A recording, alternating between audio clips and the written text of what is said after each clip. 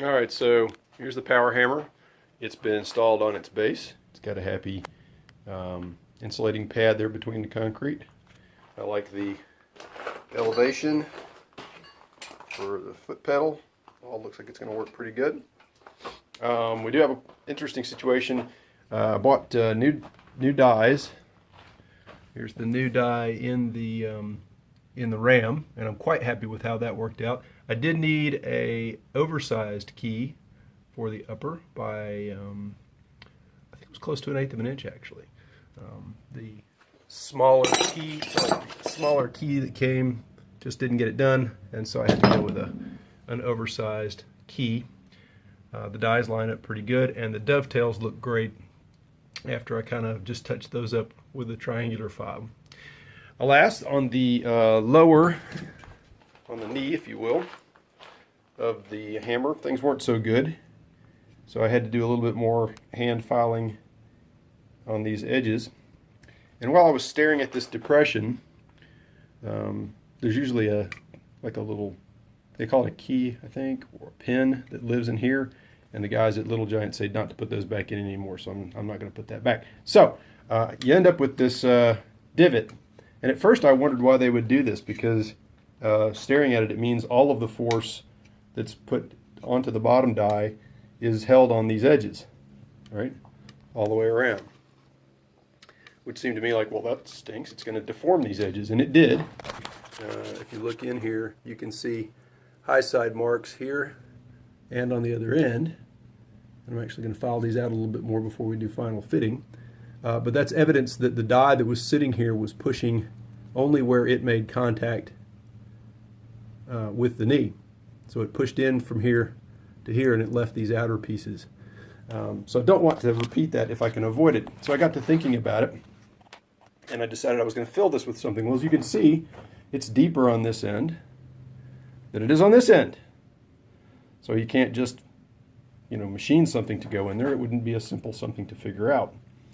Then I started poking around, and I thought, well, I could melt something and put it in there. But lead's too soft to do any good.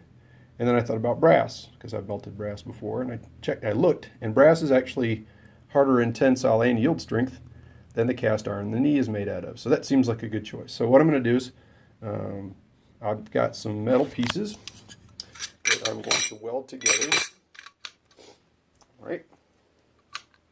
And then I'm going to grind their edges so that they fit in the bottom portion of the dovetail, just like the die's bottom would. And I'm going to drill a couple of inlet and outlet holes, and I'm going to pour brass into that void, and then take these out and stick the die in. So we'll have to see if that works. One of the things people with small shops have to contend with is, how do you get as much stuff as you possibly can in as small a space as you can? So the power hammer takes up a fair amount of space. This is where the anvil is now. It's mostly a table at the moment, as you can see. And this isn't, it's obviously its final installation. I'm waiting until I can get the hammer operational before deciding that I want to bolt the anvil down in exactly where it is. My post vise is actually a device that I made this little metal frame that it slides into, so it's not there mounted permanently, but it does quite a good job here. But I need to do some welding, and the other day I had the idea of taking some spare stainless that I had laying around from a different project that didn't work out, and cutting it, and then cutting another piece of 4x4 so that it could sit in the same spot and give me a nice little welding table to sit at. So let's check and see if that worked out. Okay, I got a bad feeling that that fit in there a little tighter than I wanted it to, so hopefully it'll come back out, but give me a nice little place to sit while I do my welding. Let's crank the welder out and get this thing welded up. Okay, that came out pretty good. The table works great. It's a good spot. Easy to clamp stuff to. My TIG skills still suck, but the welds came out okay. I think they'll suffice. It's nice and flat. The piece is nice and flat. Should be pretty close. So I'm going to grind a little on this and get it to fit in the dovetail underneath, and then start drilling holes in it, and we'll talk about melting brass. Alright, so a couple things to cover here real quick before we get back on the project. These are the types of dies that are available. as new dies from Little Giant. You can buy these as a complete die, meaning this whole thing would be one piece. I'm not sure why you would do that unless you were just in love with a particular kind of die, or maybe you had multiple hammers and you just wanted to set each up for each operation, which I agree would be nice, albeit expensive. So the way these work is this lower part gets installed in the actual hammer, and this top part is then removable with these cap head screws, and you just swap out whichever type you want. So this is a flat die, it's flat. This is a tapering die, and this is a combination, so half of it's flat, a little more than half of it's flat, and part of it's tapering die. And this probably initially is going to be my favorite until I figure out which of these I like better, and then it may end up being that I just leave it on flat or leave it on taper. Here you can see there's the other one properly installed. I have to cut off as much of the excess key as won't fit inside the ram head, the guard on the ram. So I'll be doing that after I get the bottom fit. So the next part, we're going to do a little welding. This is the plate that will go in the knee and allow me to pour brass in here. To do the brass pour, I'm going to be using this old crucible I got from a friend. Thanks, Carl. But I've gotten kind of, the way I usually do that is I use some offset tongs to pick it up around the edges, and I don't like doing that because I'm confident it's very fragile when it's hot. So we're going to take some old tongs that I never use for anything anymore. They're too long and flimsy, and I'm just going to bend some half circles up real quick on the anvil, which is not properly bolted down and is probably going to annoy me to no end. But just bend some half circles on these, then weld it onto the existing tongs, and we'll use those instead to pick that up, and hopefully that'll give us a little bit better control over what we're doing.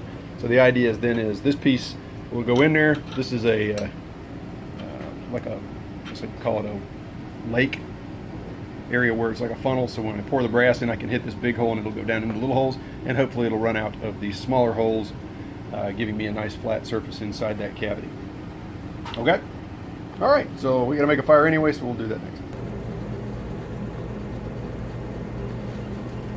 Well, sorta. Sorta. Maybe. Kill the fire here. Saucepan. That tool works smashingly. Very happy with that tool.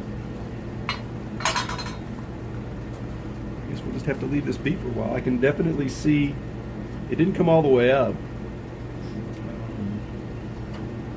But it definitely made it to the first two holes here. So we've got brass at least into this area. So maybe it at least filled up the majority of the stuff underneath there. Now we get to play the fun part of seeing whether we can even get it all, get this piece removed from the hammer elegantly or not. So I'm just gonna let that cool. Go get some coffee.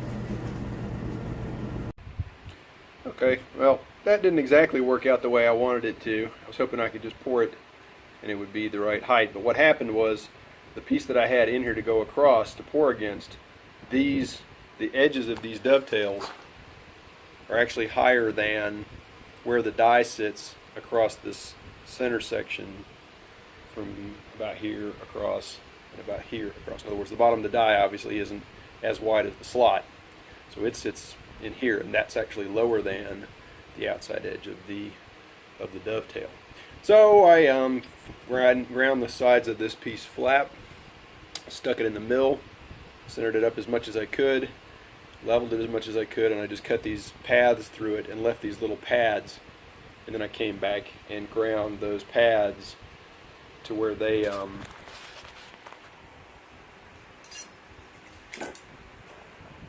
basically fit where it sits across. So I think it'll give it some structural addition underneath it. The dies won't be pounding into this piece and this piece only. They'll actually have something, the die will have something underneath it to rest on. And that may get mangled a little bit, but that's fine. This, again, the brass should be harder than the cast iron. So now it's time to stuff the bottom die in and rebuild the top and see how we do.